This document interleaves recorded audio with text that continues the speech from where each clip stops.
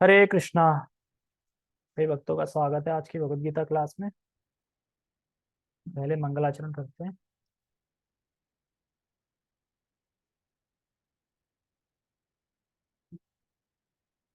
ओम अज्ञानतिमिरान्धस्य ज्ञानञ्जनशलाकया चक्षुरुन्मीलितं येन तस्मै श्रीगुरुवे नमः। श्रीचैतन्यमनोभीष्टं स्थापितं येन भूतले स्वयं रूप कदा मह्यं ददाति स्वपदान्तिकं। वन्देऽहं श्रीगुरो श्रीयुतापदकमलं श्रीगुरून् वैष्णवांश्च श्रीरूपं साग्रजातं सहगणरघुनाथामृतं तं सजीवं साधुवेतं सावधूतं परिजनसहितं कृष्णचैतन्यदेवं श्रीराधा कृष्णपादान् सहगणललिता श्रीविशाखान्त विशांच।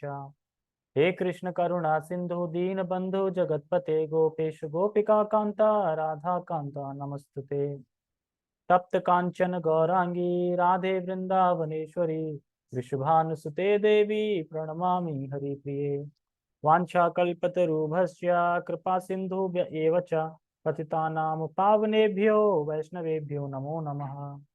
जय श्री कृष्णा चैतन्य प्रभु नित्यानंद श्री अद्वैत गदाधर श्रीवासादि गौर भक्त वृंद। हरे कृष्णा कृष्ण कृष्णा हरे हरे हरे राम राम राम हरे हरे।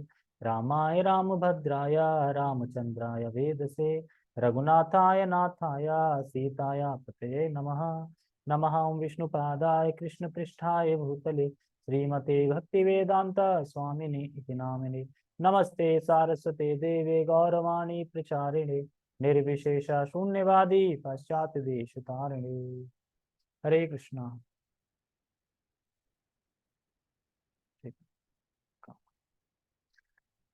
आज लास्ट श्लोक है आज का, जो चतुर्थी चतुर्थ श्लोक गीता जो था, चतुर्थ श्लोक गीता, उसका आज लास्ट श्लोक है। बताते हैं कि इन अगर चार श्लोकों को कोई समझ ले सही से तो वह पूरे गीता का सार समझ सकता है कि गीता में आखिर भगवान क्या बताना चाह रहे हैं और कौन भगवान है, हम कौन है, हमारा क्या संबंध है भगवान से और हमें क्या करना है भगवान के लिए और भगवान हमारे लिए क्या कर रहे हैं। सारी चीजें हमें इन चार श्लोकों से पता चल जाती है।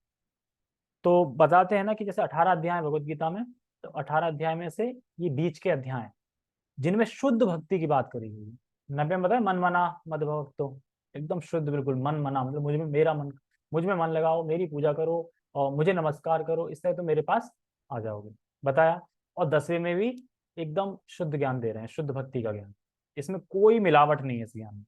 तो इन चार श्लोकों को 8 9 10 11 इनको तो रट लेना चाहिए, रट लेना तो याद कर लेना चाहिए। चार श्लोक है, ज्यादा कितने हार्ड भी नहीं श्लोक, बढ़िया बढ़िया श्लोक हैं, तो हमें याद कर लेना चाहिए। और आज के श्लोक का लिंक क्या है? लिंक ये है कि भगवान की अनुकंपा किस पे होती है। दो श्लोकों में तो ये बताए कि भगवान सर्वज्ञ है, ठीक है, और सारा जगत भगवान की शक्ति से आया है, भगवान से कार्यांत हो रहा है, चल रहा है। और दूसरे में बताया कि क्या बताया था, प्रीतिपूर्वकम दूसरे में था, नहीं प्रीतिपूर्वक नहीं, तो हाँ, मतलब जो सतत युक्त होके मेरा भजन कर रहे हैं उन्हें मैं बुद्धि देता हूँ। कौन सी बुद्धि? कि मेरे पास आ सके। तो ये दो तो बता दिया भक्त का काम। अब इन दो श्लोकों में भगवान अपना काम बता रहे हैं, मेरा काम क्या है। तो 10वें में क्या काम बताया था, अपना क्या काम है? हाँ, जो प्रीतिपूर्ण भजन करते हैं तो क्या करते हैं? हाँ? हृदय वाले तो आ जाएगा। क्या था? प्रीतिपूर्वकम से, हाँ, भगवान बुद्धि योगम, बुद्धि देते हैं किस तरह आ सको। और जो सतत युक्त लगे हैं उसमें क्या बताया था? जो सतत युक्त लगे हैं, निरंतर लगे हैं। और प्रीतिपूर्वकम तो इसमें है ना, 9 में क्या था? 9वें में मैं पूछना चाह रहा हूँ, 9वें अध्याय में क्या था? हाँ, हरे कृष्णा। 9 में था मत चिता, हाँ, चित्त मुझ में लगाओ और मत कृतना, जो जो भोजनता, हाँ, जो भोजनता परस्पर करते हैं, ये बताया गया था। एक दूसरे को भगवान की चर्चा करते हैं, एक दूसरे से भोजन करते हैं, तो क्या मिलता है? तो मिलते हैं तुष्यंती च रमंती च, मतलब वो तुष्ट रहते हैं, संतुष्ट रहते हैं और आनंद की प्राप्ति करते हैं, परम आनंद की। तो ये बताया। तो भगवान का रोल बता रहे हैं 10वें और 11 में। 10 में बता रहे हैं तेषाम सत्विकतम, जो इस तरीके से उन्हें मैं, जो मुझे भजन करते हैं, मेरा भजन करते हैं, उन्हें मैं बुद्धि देता हूँ ताकि वो मेरे पास आ सके। और अब इस श्लोक में बता रहे हैं, आज के में लिंक किया है, आज के श्लोक में भगवान ये बताएंगे कि भगवान की अनुकंपा, मतलब भगवान की अनुकंपा किस पे होती है और किस तरह होती है। मतलब भगवान जब भक्तों पे अनुकंपा करते हैं, मतलब जब प्रेम दिखाते हैं भक्तों पे, तो कैसे दिखाते हैं, किस तरह दिखाते हैं, क्या है मतलब। ठीक है, भगवान, 2 श्लोक भगवान के लिए है, भगवान क्या करते हैं भक्तों के लिए, और 2 श्लोक हैं भक्त क्या करते हैं भगवान के लिए। तेषाम तेषाम एवानुकंपार्थम अहम अज्ञानजं तमः नाशा नाशयाम्यात्म भवस्थितो ज्ञानदीपेन भास्वता तेषाम एवानु तेषाम एवानुकंपार्थम अहम अज्ञानजनं तमः नाशयात्मात्म भवस्थितो ज्ञानदीपेन भास्वता तेषाम एवानुकंपार्थम अहम अज्ञानं जमं तमः नाशम्यात्म भवस्थितो ज्ञानदीपेन भास्वता। ठीक है, तेषाम तेषाम एवानु अनुकंपार्थ, अनुकंपार्थ कंपार्थम अहम ज्ञान जम तमः। इसे बता रहे, देखो उन पर ही, भगवान कह रहे हैं उन पर ही मैं अनुकंपा करता हूं। किस पर ही, जो 2 श्लोक बताए ना पीछे, जो भक्त करते हैं उन पर ही मैं अनुकंपा करता हूं। तो कहना तेषाम, उन पर ही, तेषाम एवान अनुकंपा, उन पे ही मैं अनुकंपा करता हूं। किससे, कंपार्थ कंपार्थ अहम अज्ञान जम तमहा, तमा बोलते हैं तमोगुण को, यानी अंधकार को, यानी तम, मतलब मैं उन पर अनुकंपा करता हूं अज्ञान से उत्पन्न होने वाला तमा। तमा मतलब तमोगुण, मतलब जो अज्ञान से उत्पन्न जो अंधकार है ना उनके हृदय में, अज्ञान से उत्पन्न जो अंधकार है, उसको मैं, उन पर ही मैं कृपा करता हूँ। कैसे कृपा करते हैं, तो बता रहे हैं नाश, मैं नाश कर देता हूँ, नष्ट कर देता हूँ। नाश यायात्म भवस्थितो, मैं स्वयं नाश करता हूं। कैसे, हृदय में स्थित हो, क्या ना आत्म भाव स्थित हो, मतलब तुम्हारे आत्मा में, हृदय में मैं स्थित हूं, और वहीं स्थित होकर मैं नाश कर देता हूं। किसको नाश कर देता हूं, तमहा, तमा मतलब अज्ञान को, जो अज्ञान रूपी अंधकार है हृदय में, उसको मैं नष्ट कर देता हूं। फिर क्या होता है, नष्ट करके, हृदय में स्थित होकर नष्ट करे, फिर मैं उसके बाद ज्ञान दीपे ना, उस हृदय में मैं फिर ज्ञान का दीपक जला देता हूँ। पहले अंधकार था, अंधकार खत्म, नष्ट कर दिया, फिर क्या है, ज्ञान का दीप जला दिया। तो ज्ञान दीपे ना भावस्थता, तो ज्ञान के दीप के द्वारा उनके हृदय को उद्भाषित करते हैं, मतलब उदित कर देते हैं उसमें। जैसे इसको अगर समझना चाहें तो, उन पे ही कृपा करने के लिए मैं अज्ञान से उत्पन्न तम को, यानी तेषाम एवं अनुकंपार्थ अहम ज्ञान जमा तमा, ठीक है, यानी उन पे ही कृपा करने के लिए मैं अज्ञान से उत्पन्न तम को मैं स्वयं नाश करता हूं। नाश आम्या मत भावस्थितो, मैं नाश करता हूं कैसे, हृदय में स्थित होकर, मतलब हृदय में स्थित होके मैं उसको नाश कर देता हूं। और फिर नाश करके क्या करते हैं, तो कह रहे ज्ञान दीपे ना भावस्थिता, फिर मैं ज्ञान का दीपक के द्वारा उसके हृदय को बिल्कुल क्लीन कर देता हूं। मतलब कि जैसे कि करोड़ों अरबों खरबों साल तक किसी कमरे में अंधेरा हो, मान लो अंधकार है तम, तो अगर वहां पे दीपक जला दो तो अंधकार तुरंत गायब हो जाएगा। ऐसा तो नहीं कि मैं बहुत सालों से हूं और मैं गायब नहीं होऊंगा। तो इसी तरीके से हम अनंत जन्मों से हम भूले हुए हैं भगवान को, और अज्ञान ले लेके पूरा भर रखा है, अज्ञान पूरा अंधकार में एकदम। ठीक है, अपना अपना स्वरूप भूल चुके हैं, संबंध भूल चुके हैं, हम कौन है सब कुछ भूल चुके हैं। तो भगवान क्या करते हैं, ये अनुकंपा दिखाते हैं अपने भक्तों को, बाकी किसी भी अनुकंपा नहीं दिखाते। इसलिए कह रहे हैं विशेष उन पर ही, जो ये 2 श्लोक बोले गए हैं उन पर ही भगवान अनुकंपा दिखाते हैं। वरना जो पैदा हो रहे हैं, जन्म ले रहे हैं, सबको तो नहीं पता ना कि मैं आत्मा हूँ और कृष्ण भगवान है, और कैसे मैं उनके से पास जा सकता हूँ, हर किसी ने पता। यानी भगवान उन पे अनुकंपा नहीं कर रहे हैं, क्यों? स्पेशल, विशेष कृपा, अभी प्रभुपाद जी बताएंगे इसमें विशेष कृपा है। देखो 8वें में बताया भगवान पूरे जगत के स्रोत है, ठीक है, ओवरव्यू कर देता हूँ जिससे पूरे तीनों श्लोक क्लियर हो जाएंगे। पूरे जगत के स्रोत हैं और पालन भी भगवान ही कर रहे हैं, ठीक है, मतलब शक्ति भी भगवान की है, शक्तिमान भी भगवान है और शक्ति ही भगवान की कार्य कर रही है, कोई अलग से नहीं। तो इसको जानकर कि कैसे गुरु और शास्त्र को सुनकर के, मतलब इसे जानकर, इसको जानकर, अब वो बोले कैसे जानकर, तो करे गुरु से और शास्त्रों से सुनकर, ये चीज जानकर कि भगवान ही सभी चीजों के स्रोत हैं और भगवान ही सभी चीजों को चला रहे हैं। ये ज्ञान गुरु से और शास्त्र से सुनकर के जो ये समझता है, मानता है, वह हर भाव से भगवान का भजन करता है। जो ये मानता है, जानता है, वह हर भाव से, हर भाव से मतलब है मन से, कर्म से, वचन से, हर भाव से भगवान का भजन करता है। कैसे करते हैं भजन? कोई पूछे कैसे करते हैं, तो 9वें में क्या बताया? जब वे मिलते हैं तो एक दूसरे को बोधयन्ते, बोध कराते हैं, किसका? भगवान की कथाओं का। मान लो कि इसने यहाँ कथा सुनी, इसने यहाँ कथा सुनी, दोनों भक्त मिले तो बोध कराएंगे दोनों एक दूसरे का, कि यहाँ पे ये बताया भगवान की लीला थी, अच्छा यहाँ पे मतलब कि पूतना की लीला थी, वध की लीला, मतलब एक दूसरे से परस्पर बोध कराते हैं। तो बता रहे हैं, करते एक दूसरे से चर्चा करते हैं। और उस कारण से क्या होता है चर्चा करने के बाद? तुष्यन्ति च रमन्ति च, वो तुष्ट होते हैं और रमण करते हैं। रमण करते हैं मतलब आनंद लेते हैं भगवान की कथाओं में, अनुभव करते ही बताया था। 10वें में क्या बताया? और जो लोग इस तरह सतत युक्त हैं, यानी जो रमण कर रहे हैं, लगे हुए हैं, तुष्ट हैं, जो सतत युक्त हैं, लगे ही हैं, सतत युक्त हैं और प्रीति पूर्वक हम भजन करते, सारा कुछ ये चारों श्लोक में, ये 2 श्लोक लास्ट के दोनों प्रीति पूर्वक पे ही। तो जो प्रीति पूर्वक में भजन करते हैं तो मैं उनको बुद्धि योग देता हूँ। ये किसने बताया? 10वें। अब 11 में क्या बताएंगे? अब यहां बोल रहे हैं कि ऐसे ही भक्तों तेषाम एवान कंपार्थ, मतलब वो ऐसे ही भक्तों को, मतलब ये जो भक्त हैं ऐसे ही भक्तों को, हृदय के अज्ञान को मैं नष्ट करता हूँ। ऐसे ही भक्तों के हृदय के अंदर जाके मैं अज्ञान को नष्ट करता हूँ। फिर वो क्या समझ जाते हैं?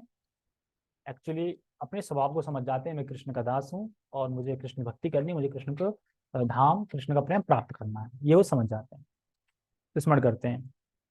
तो ये 11 बताया। तो किनके? अब ये कोई बोले कि किन का ज्ञान नष्ट कर रहे हैं भगवान? सबका तो नहीं कर रहे हैं, तो प्रीतिपूर्वक, जो प्रीतिपूर्वक कर रहा है उसका ज्ञान खासकर नष्ट करना है। लेकिन हमें सुनना जरूर पड़ेगा, इसके लिए सुनना तो हर चीज में, श्रवण तो है ही है, सुनना है। तो जब हम किसी की निंदा करते हैं तो क्या हम उसका स्मरण नहीं करते?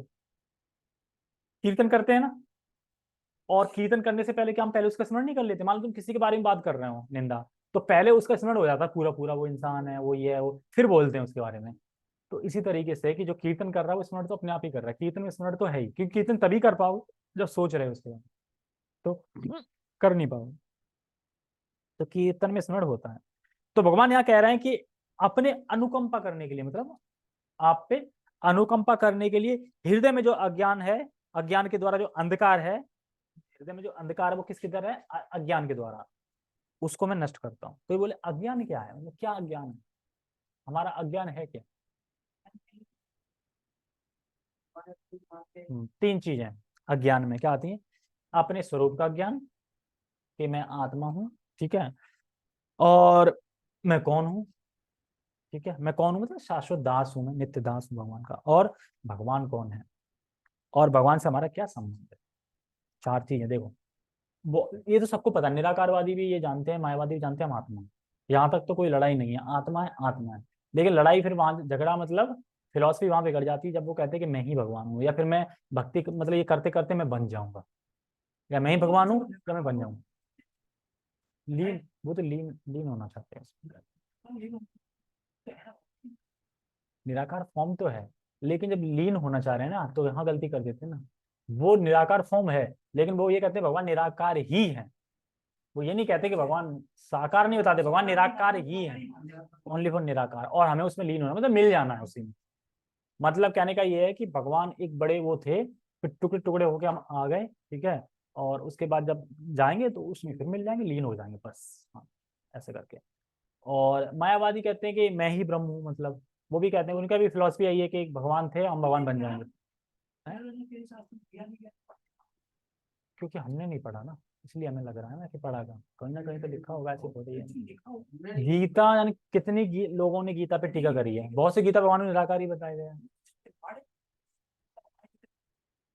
अब जैसे कि गीता प्रेस है, उसमें भी खुल के कहाँ बताया कृष्ण भगवान ने,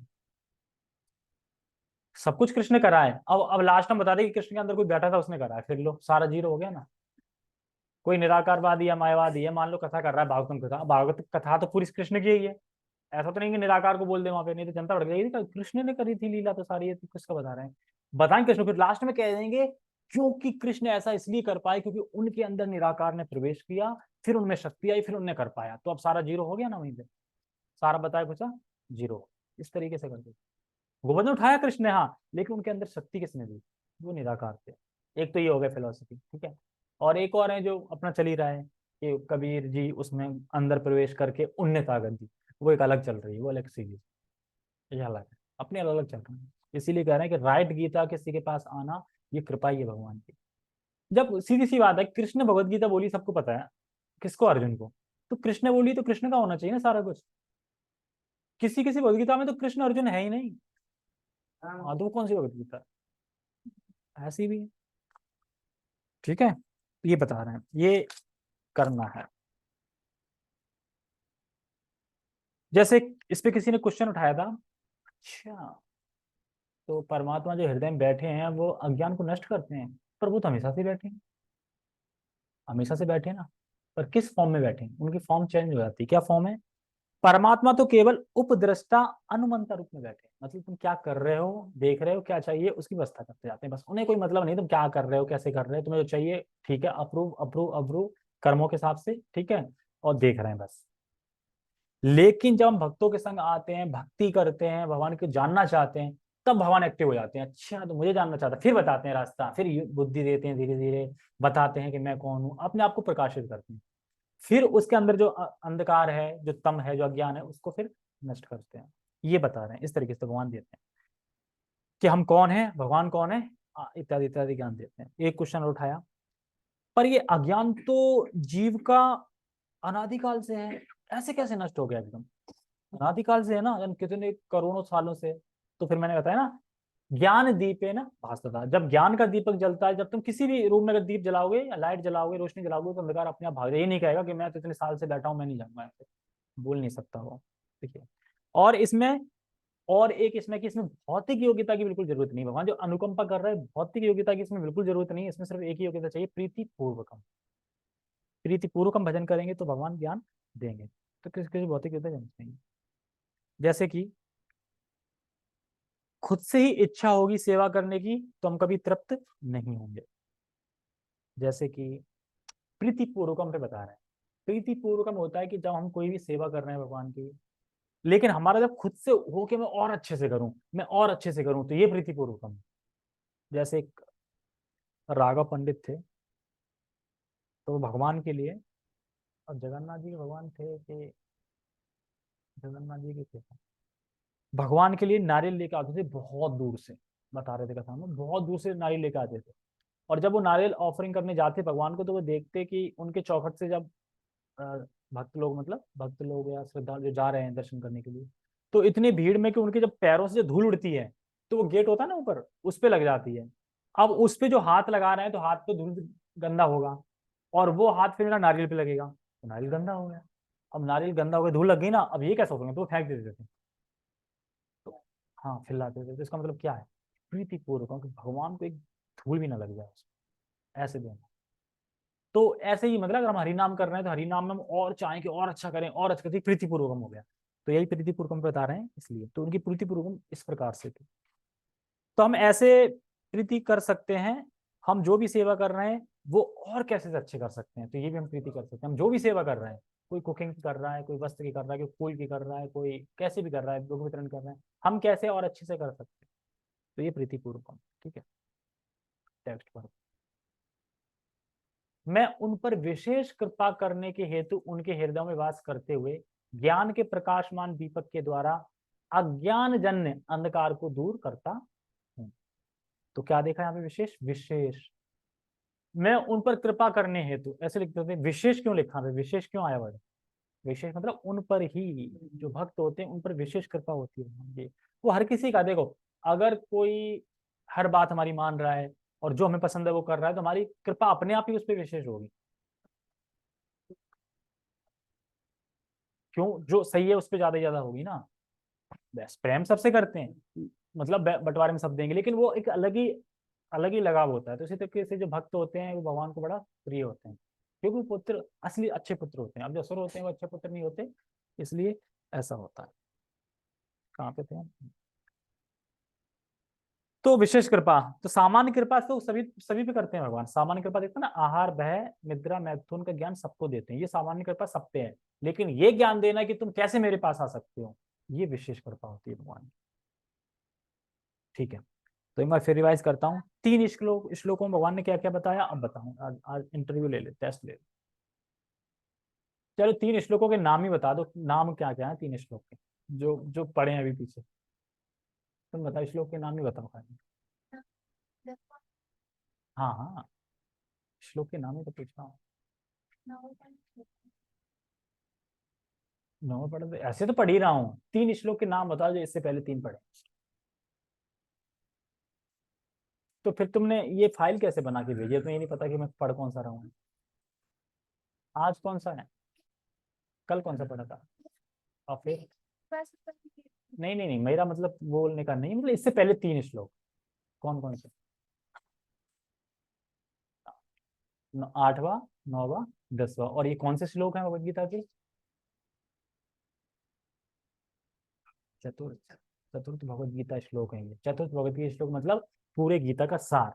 जैसे श्रीमद् भागवतम में भी 4 श्लोक आते हैं जो ब्रह्मा को बताए थे, भगवान ने ज्ञान दिया था, उनका फिर पूरा विस्तार हो गया। इस तरीके से ये 4 मेन श्लोक हैं भगवान के, इनको कोई समझ लेगा तो हमें पूरी गीता समझ ली। सार है श्लोक का ये, इसलिए तो इसमें देर लग रही है, बड़ी बड़ी इसमें वो है, चर्चा है। तो 3 श्लोक में बताया, उसको बता रहे हैं करते कैसे हैं। 3 श्लोक में जो बताया उसको अब इस श्लोक बता रहे हैं कि करते कैसे हैं भगवान, अनुकंपा कैसे दिखाते हैं भक्तों पे। देखो अज्ञान कितना भी समय का क्यों ना हो, अगर हमने बहुत सारे समय का ज्ञान इकट्ठा करा, ये इकट्ठा कर लिया, ये इकट्ठा कर लिया, बहुत सारे इकट्ठा कर लिया, पूरा दब गए उसमें ज्ञान से, फिर भी भगवान ज्ञान दीप है, ज्ञान का दीप जलाते हैं, सब नष्ट। बस फर्क इतना कि हमें प्रीतिपूर्वक भजन होना चाहिए हमारा, ठीक है, नष्ट कर देते हैं।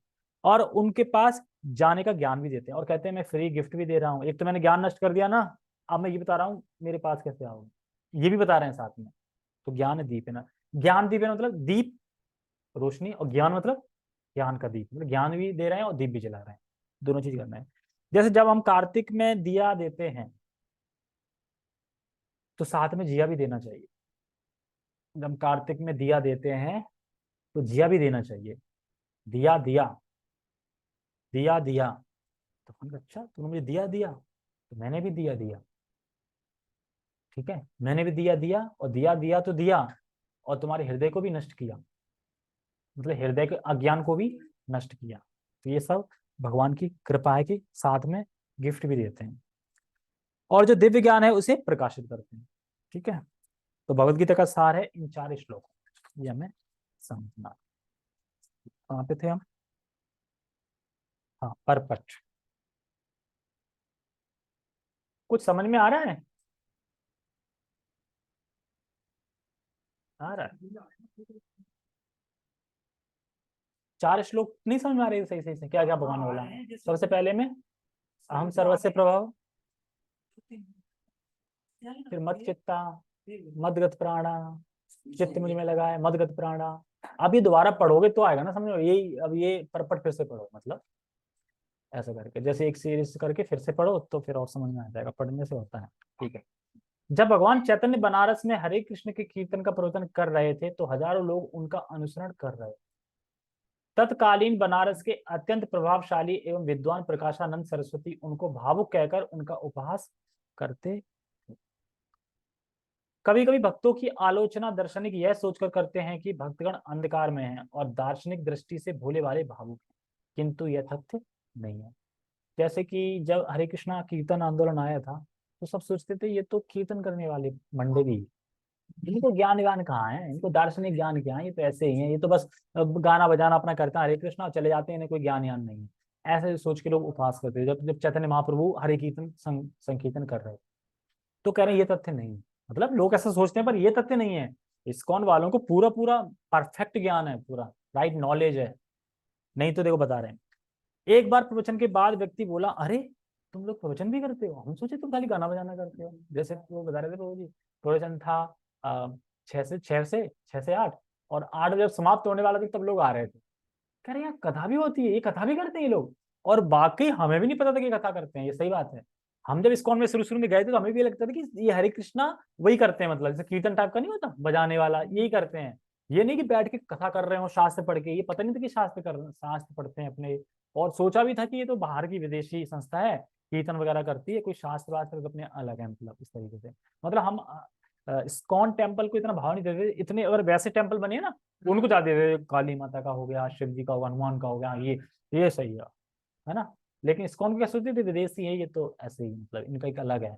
और कृष्ण को देख के तो वैसे भी माइंड में था, कृष्ण ने तो चोरी करी, ये करी, कृष्ण भगवान का है, विष्णु हो।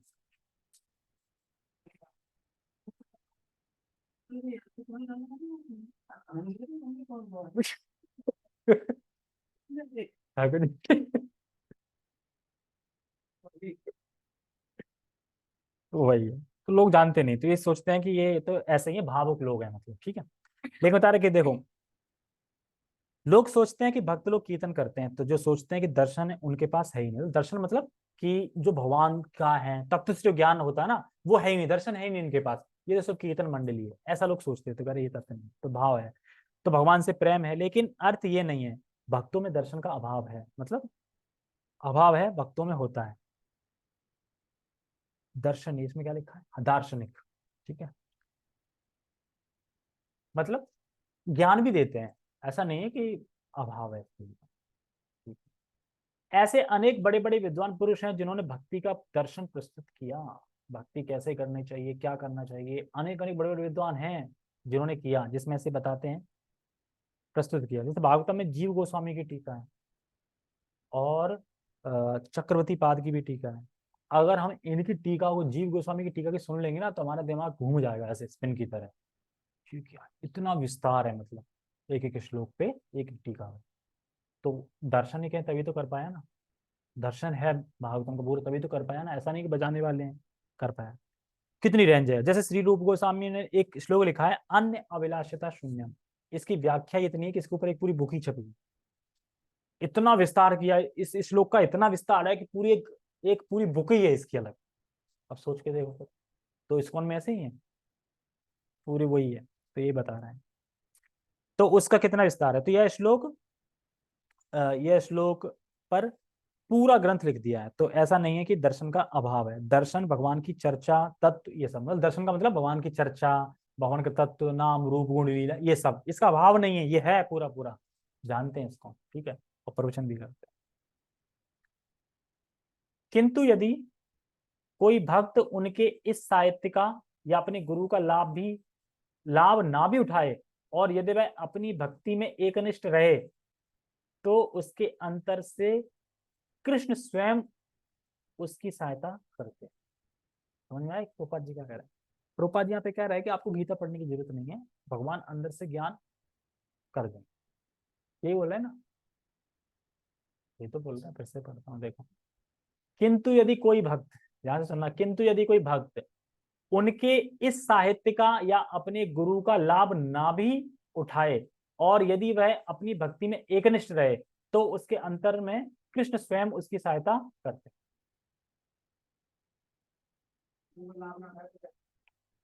देखो प्रोपाद जी क्या कह रहे हैं, गीता पढ़ने की जरूरत नहीं है, लेकिन कहने का अर्थ ये नहीं होगा। मान लो कि कोई गीता नहीं पढ़ पाता है, या किसी के पास टाइम नहीं है, लेकिन वो एकनिष्ठ होकर भक्ति कर रहा है, तो भगवान उसे अंदर से ज्ञान दे देंगे। समझे, जैसे मान लो कोई गीता पढ़ नहीं पा रहा है, अब गीता में क्या लिखा क्या पता उसे, लेकिन अगर वो सेवा कर रहा है ना, एकनिष्ठ होकर भक्ति कर रहा है, तो भगवान ऐसा ज्ञान देंगे उसे, पूरी गीता प्रकाशित हो जाएगी कि गीता में क्या है। एग्जाम्पल है, प्रभुपाद जी के जो गुरु थे, प्रभुपाद जी के तो सरस्वती, हाँ सरस्वती, तो उनके शिष्य थे, मतलब जो माली थे। अब वो तो कुछ जानते नहीं थे, उनसे उन्होंने तत्व की बात करी आधे घंटा, तत्व की जानते नहीं थे, उसमें पास हो गए सारे कुछ। तो ज्ञान कहाँ से आया? भगवान ने।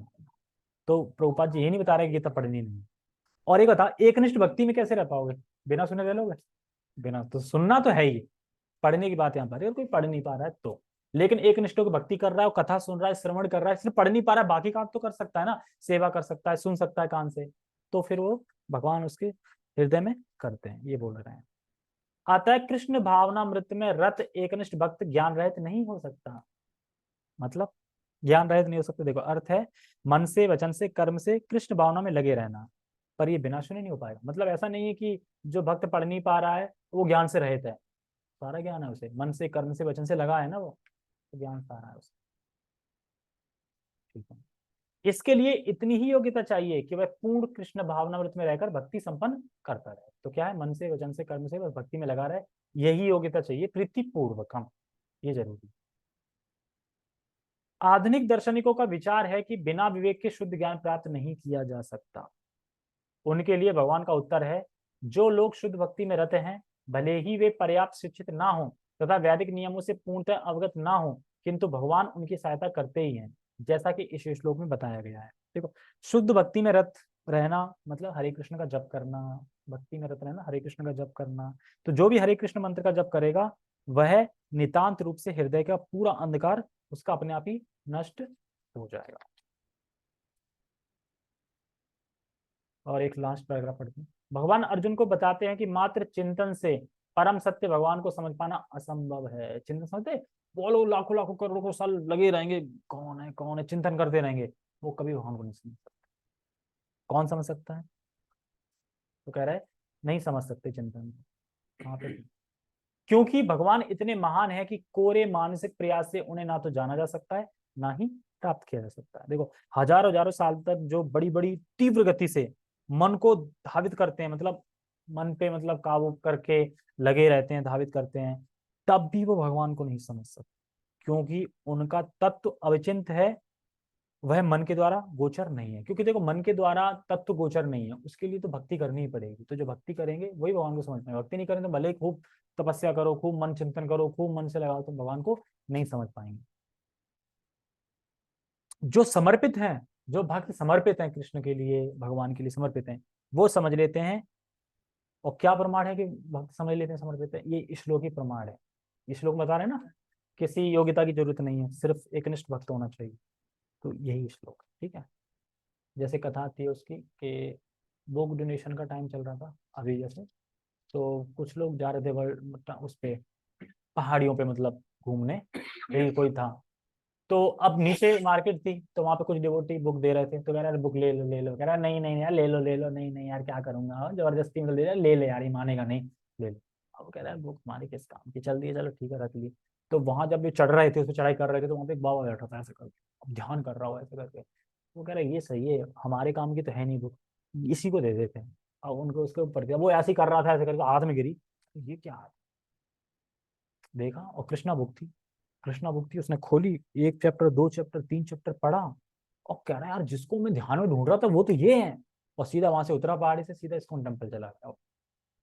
मतलब वो इतने साल से कर रहा था कि पर ब्रह्म कौन है क्या है, आखिर है क्या, मतलब परमात्मा कौन है, ऐसे ढूंढने में लगा था। और जब उसने बुक पढ़ी करे जो मैं ढूंढ रहा हूँ वो तो ये, और बस देखा उसने, कहा कि क्या बुक है, चला गया, बन गया बस, इस तरीके से। तो मानसिक चिंतन लगे रहोगे तो ऐसा कभी भगवान होगा कि तुम पाओगे कैसे, जब तुम भगवान से प्रेम ही नहीं है, यही नहीं पता भगवान कौन है, तो तुम सोच के क्या पाओगे? और मन ही इतना चंचल है। जैसी बात है, जैसे हम लोग ये बता रहे थे क्लास में कि जैसे कि वो जब स्कूल में पढ़ते थे वो, तो स्कूल में होता है कि गीता का सब्जेक्ट था तब, तो उसमें गीता के 7 श्लोक थे, होगी कोई धार्मिक बुक मतलब वहाँ पे जिसमें आते हैं श्लोक। तो उसमें एक श्लोक था मन ही चंचला कृष्णा, ऐसे करके बलवती चंचलाय, कौन सा श्लोक है, चंचलाय मन ही कृष्णा बलवंत, ऐसे कर चार मतलब। तो जब वो उन्होंने श्लोक पढ़ा, उसका मतलब देखा, तो कह रहा ये इस श्लोक ने मेरी पोल खोल दी, मेरा ही मन इधर भागता है मतलब। तो वो मैडम के पास गए कि मैम एक बात बताओ, ये कौन सा श्लोक है, इसने तो एक श्लोक ने मेरी पोल पट्टी खोल दी, तो ये कहाँ से है, मतलब क्या है? तो वो कहती है ये भगवत गीता से श्लोक है, और भगवत गीता में 700 श्लोक है, लेकिन इसमें 7 ही दिए हैं। तो वो सोच रहे कि जब एक श्लोक ने मेरी इतनी पोल खोल दी, तो 700 श्लोक तो कितनी पोल खोलेंगे, तो क्यों ना अपनी पोल खुलवाएं। तो बस फिर उन्हें गीता ली पढ़ना स्टार्ट कर दिया। तो ये हकीकत है, ये श्लोक गीता मतलब हम हर किसी की पोल पट्टी खोलना चाहते हैं, पर अपनी पोल पट्टी खोलनी तो गीता पढ़ लो, पता चल जाएगा हम कैसे। ठीक है, ओके। भाई पाँच हाँ 5 मिनट में बात हाँ, संस्कृत की बुक में आते हैं, अब भी आते हैं, संस्कृत की बुक में आते हैं। ठीक है, बैठे बोलो हैं, बोलो ज्ञानी बैठे हैं। बोलो बोलो। हरे कृष्णा। जगत गुरु शीला प्रभुपाद की जय, श्रीमद् भगवद गीता की जय, निताय निताय गौर प्रेमानंदे, हरि हरि बोल। और 3 निराकार भी बैठे हैं हम। निराकार की कितनी धज्जियां उड़ाई जा रही, फिर भी निराकार बैठे हैं। हाँ, अभी बंद कर लिया।